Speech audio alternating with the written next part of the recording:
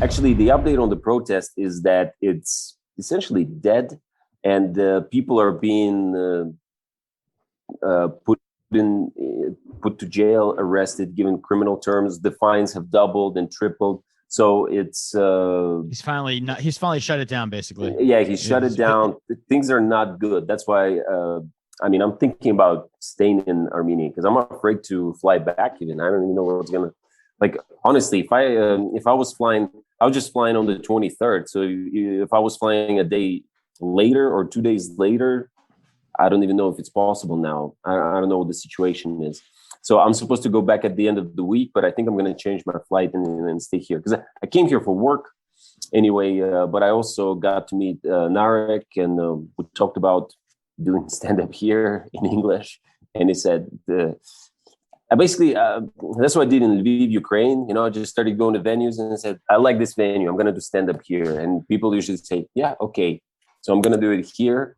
And Narek said, yeah, I'll support you. Let's do it. So I'm just going to do it. Wait, so you might be, you and Narek might be rejuvenating, not creating, but rejuvenating the stand-up comedy scene in Armenia, or at least starting something new to be part of it.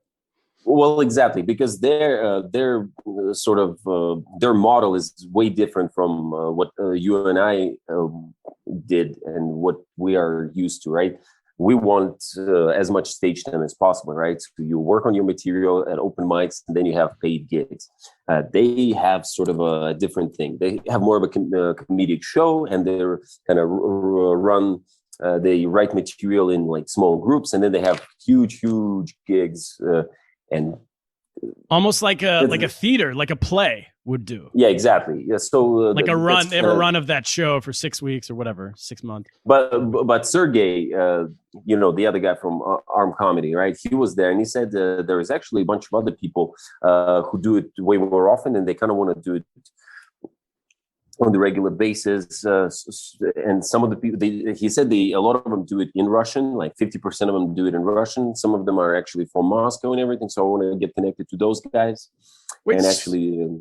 you were going on the 23rd of May. And sorry, when did this hijacking, let's call it, when did this happen? Was that also on the 23rd of May or 24th? I think 24th or something like that. Yeah. Yeah. So I'm all mixed up with the... Yeah, so you went to Armenia just for work, for not comedy related work, just your day job work, and now you're thinking of just staying? Yeah, I work for a really cool startup, and we deal with AI. And actually, Narek is interested in AI. He's coming to the office tomorrow to talk to our... Wow, look at this! We get 10% of any deal you guys make, by the way. Well, that's what I make. So, and what's because I just think I understand that this could be part of, I from an American perspective, going to a country on vacation or for work and then just deciding I'm staying sounds kind of crazy. But also we've done these almost a year of podcasts with you now. And I remember from the very beginning, the first one we did with you almost a year ago, we were joking about Lukashenko being this crazy guy who didn't know how to respond to coronavirus. He was almost like a not harmless, but not super dangerous kind of buffoon, idiot. And then it became, oh, wait, now he lost this election, but he's pretending like he won and he's not leaving office. It got serious and people started protesting in the streets. And then I remember even speaking to you, and there was a lot of hope that, well, these protests are so big, they're going to take him down. And now, there's no more hope. So the hope's gone. Hope's gone. And then this is what happens. I mean, your personal story is a microcosm for what happens, which is that the educated people, the people who can afford to leave, oftentimes leave in these situations, and the people who can't, unfortunately, have to stay, and that it hurts the country even further. Right. Yeah, and a lot of people have already left, and we had still a thriving IT sector. Lots of companies still in Belarus, and it was pretty much like one of in Eastern Europe. It was the biggest hub for outsourcing companies, startups, and some other innovative companies.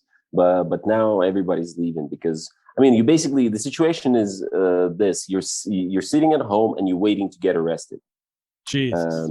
Yeah. And that's everybody. Didn't you tell us last time your aunt got arrested on their way to the laundromat or something, just walking down the street? No, to get chemotherapy. Oh my gosh. Yeah. It was, one of our comedians who does stand-up in English, he's serving his 30-day jail term. I think it's about to end pretty soon. So that's another one. For what? What did he get arrested for? He basically they had a pro-government rally, and he started talking to these people and just kind of making fun of them. Yeah. I mean... No. I mean, obviously, none of these arrests are legitimate. We're not trying to legitimize. Yeah, exactly. I'm just saying, what did they accuse him? What did they come up with to take him to jail? That's ridiculous. Basically, it's all they just manufacture cases. People get criminal terms. That's another thing. I was flying out the same day. I'm not even gonna say who, just because they're really, really secretive. I'm not even gonna. Just a person that's really, really close to me was leaving to an undisclosed location on the same day because he's afraid of persecution. To go to another country, leaving the country. Yeah. So, and essentially, most of the people that I know are leaving. Nothing is holding me. This is all I can say. Like, the reason it's easy for me to just stay here is just because most people have either already left or will leave by the end of this year that are like close to me and that I care about. Got it. So essentially, that's the situation. I guess it's not like I'm optimistic. And when I say the hope is dead, it's not like it's dead, but this try has failed. Now we're kind of waiting for, or not waiting and just hoping for another trigger. This could be one, this whole, terrorist. Could anybody have imagined this? Did you ever think like something like this was like? That's actually that was honestly, in retrospect, we should have seen something like that coming. You can't have 20 years of stagnation. What's the other alternative? Just turn it into North Korea? I mean, now it's kind of turning into North Korea too. I guess what I'm saying is, you either reach that point just kind of like that frog in a gradually in water that just gets hot gradually, right? And it gets boiled to death. And I guess now it's just not gradual anymore, Yeah. Because the economy would have shut down eventually, and people's lives would have been shit anyway, right? And that would have caused some kind of unrest, and you know what I mean? Like, it's just impossible for it to just constantly decline or just be stagnant forever into infinity. At some point, something has to happen. But the another thing that I'm watching all the time is Russia, because Russia is seemingly following Belarusian scenario, and once Russia changes or moves on to a different phase, I don't even know how to say it. It could be like a power transfer or another revolution then it will affect us for sure.